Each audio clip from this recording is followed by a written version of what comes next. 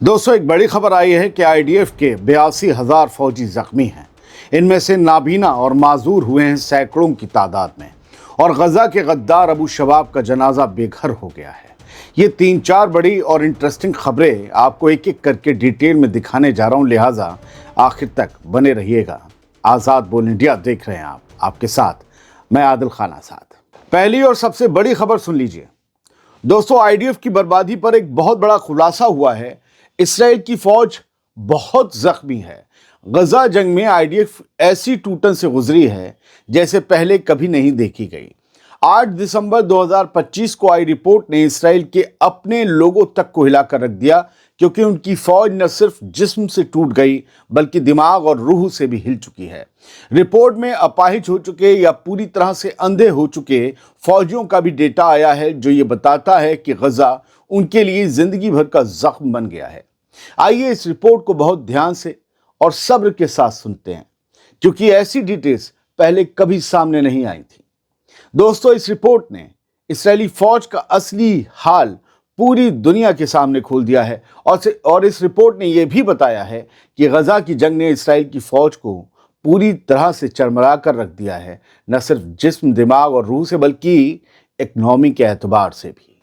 तमाम इस्राएली अखबारों में 8 दिसंबर को छपी ये रिपोर्ट कहती है कि आईडीएफ के 82,400 जख्मी फौजी इस वक्त रिहैबिलिटेशन डिवीजन में पड़े हुए हैं और इनमें से 22,000 फौजी मौजूदा गजा जंग के शिकार हैं। 22,000 गजा जंग के।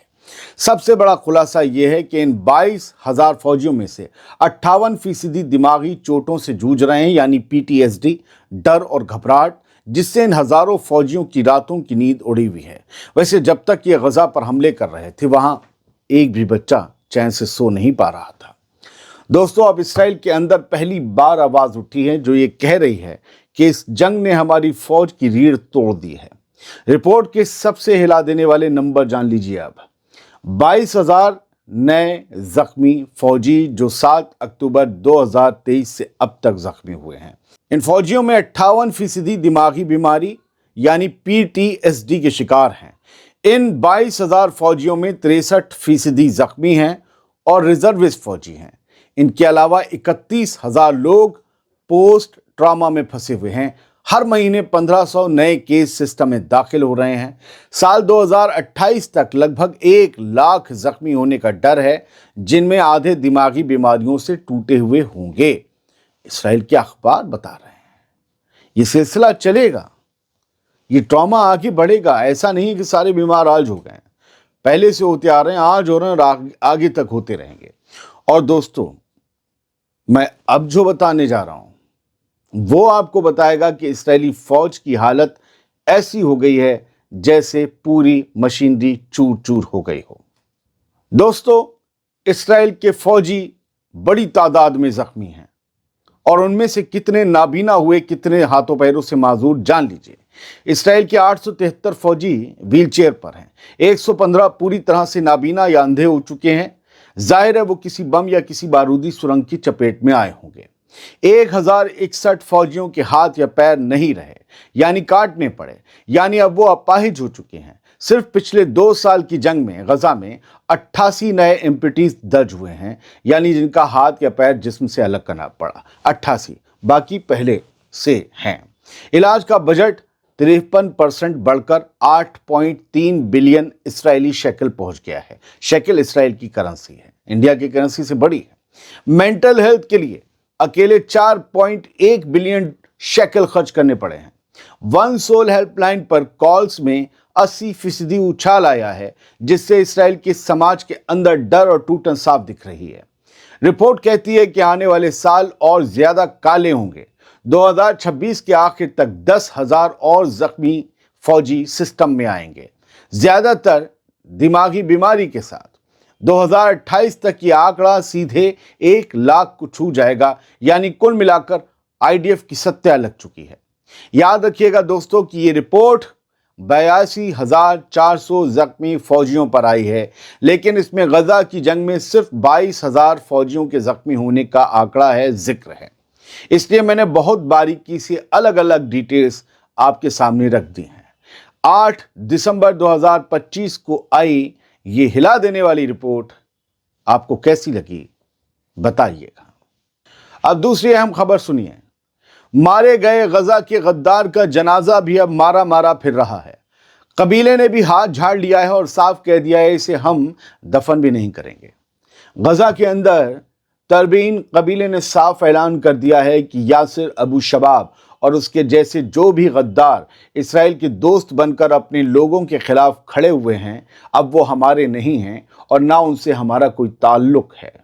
कबीले ने कहा कि हम इस गद्दार का जनाजा न पढ़ेंगे, न लाश घर पर आने देंगे और ना ही उसके कफन दफन में शामिल होंगे। दोस्तों, गजा की सरजमीन पर गद्दारी का अंजाम यह होता है कि जनाजा भी अपना ठिकाना खो देता है। अबू शबाब का अपना तरबईन कबीला अब उसे मौत के बाद भी कबूल नहीं कर रहा है। कुछ न्यूज़ नेटवर्क ने ये खबर शेयर की। गजा का एक और गद्दार माइक पर आ गया, बड़ी धमकी दे डाली और कहा कि हमास का खात्मा करीब है। ये बंदा अबू शबाब की जगह लेने वाला अल-दाहिनी नहीं बल्कि एक और गैंग का लीडर है। गजा में गैंग्स की कमी नहीं है।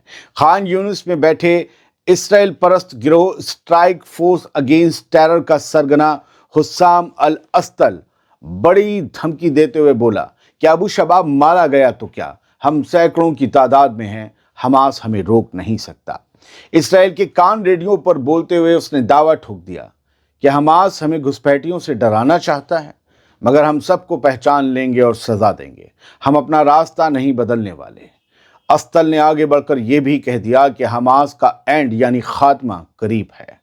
दोस्तों, 2 दिन पहले ही इसराइल परस्त अबू शबाब मिलिशिया ने यह माना था कि हाँ, उसका सरगना यासिर अबू शबाब पिछले हफ्ते एक बद्दू फैमिली के साथ हुई मुठभेड़ में मारा गया।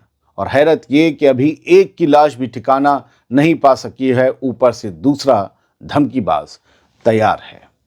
फिलहाल मुझे ये लगता है कि गजा में एक सिविल वॉर तो होगी इन गैंग्स के बीच, अगर सब कुछ इसराइल के मुताबिक नहीं हुआ तो। साउथ गजा में अबू शबाब की कमान बदलते ही नया ऐलान हो गया है, जिसमें कहा गया है कि हमास से लड़ाई और ज्यादा सख्त होगी। अबू शबाब गैंग के नए लीडर गस्सान अल दाहिनी ने साफ कहा है कि उसकी मिलिशिया अब साउथ गजा में हमास के खिलाफ लड़ाई और भी तेज करेगी।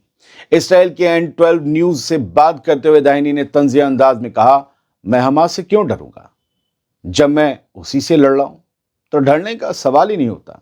हम उनकी गिरफ्तारी करते हैं, उनका सामान लूटते हैं, उनसे लड़ते हैं, उन्हें पीछे धकेलते हैं और हम लोगों और आज़ाद फर्दों की तरफ से भी वही करते हैं जो वो डिजर्व करते हैं। ये दाहिनी का कहना है। फिलहाल दाहिनी का कहना है कि अबू शबाब के मारे जाने के बाद हमास के खिलाफ लड़ाई और तेज होने जा रही है। दोस्तों, गजा के इन तमाम क्रिमिनल ग्रुप्स को कथित तौर पर इसराइल ने पैसा और हथियार मुहैया करवाए हैं ताकि हमास को फ़लस्तीनियों के हाथों ही ख़त्म या कमज़ोर किया जा सके। फिलहाल इस शो में इतना ही। उम्मीद ये करते हैं कि फैक्ट्स के साथ दी गई खबरें आपको पसंद आई होंगी। बहुत सी खबरें रह जाती हैं। ये एक स्पेशल शो है जो कुछ 1-2 मुद्दों पर बेस्ड था। इसमें सारी खबर कवर नहीं होती, वो न्यूज़ बुलेटिन होता है, उसमें कवर होती हैं। हम लोग, मैं और बहुत से यूट्यूब पर जो मिडिल ईस्ट और बाकी चीज़ों को, खबर को कवर कर रहे हैं, बड़ी मेहनत करते हैं, बड़ी रिसर्च करते हैं, तब आपके सामने खबरें लाते हैं। और आप में से कुछ लोग या ज़्यादातर लोग वो तमाम खबरें अलग अलग चैनल्स पे अलग अलग उन्हें मिल जाती हैं। लेकिन आप सोचिए, हम 2-3 घंटे किसी एक सब्जेक्ट पर मेहनत करते हैं, पढ़ते हैं, रिसर्च करते हैं, फिर उसे आपके लायक बनाते हैं। तो हमारे लिए बहुत मुश्किल होता है कि हम सारी खबरों को एक साथ दे दें, कि यमन की दे दें, कि गज़ा की दे दें या लेबनान की दे दें। तो हम एक एक करके दे सकते हैं और उसमें घंटों का वक्त जाता है, इसलिए शो लेट हो जाता है या सारी खबर कवर नहीं हो पाती। बहुत बहुत शुक्रिया। सलामत रहिए, खुश रहिए।